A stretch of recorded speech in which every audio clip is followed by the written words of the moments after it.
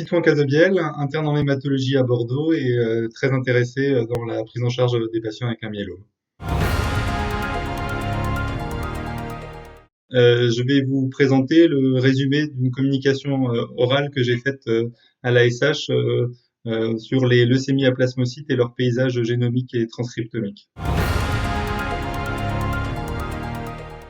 Du fait de leur rareté, il y a peu de connaissances sur la biologie des leucémies à plasmocytes et grâce à notre série qui est la série la plus grande jusqu'à présent rapportée dans les leucémies à plasmocytes, on a pu décrire ce paysage génomique par séquençage haut débit NGS et par RNA-seq pour le paysage transcriptomique, donc deux technologies de haut débit donc qui permettent d'avoir des informations complémentaires comparativement à ce qu'on a eu dans les études précédentes. Ce qu'on a pu démontrer grâce à cette étude, c'est que les leucémies à plasmocytes avaient un paysage génomique spécifique, différent du myélome,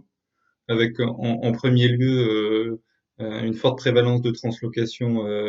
du gène des immunoglobulines, euh, en particulier la translocation 11-14, qui est présente dans 50% des leucémies à plasmocytes,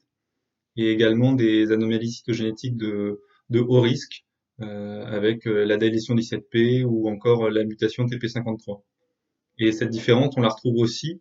au niveau transcriptomique, avec des profils très différents entre les myélomes et les leucémies à plasmocytes. Ce que peut apporter notre essai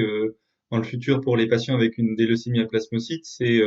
une meilleure compréhension de leur pathogénèse et en particulier chez les patients qui ont une leucémie à plasmocytes avec une translocation 11-14, on peut se poser la question de l'utilisation d'inhibiteurs de BCL2 comme venetoclax et que cette étude pourra potentiellement servir et soutenir le développement de futurs essais cliniques dans les leucémies à plasmocytes avec translocation 11-14.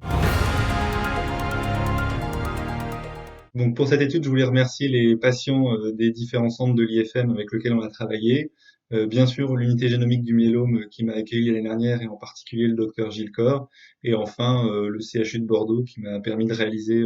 cette étude.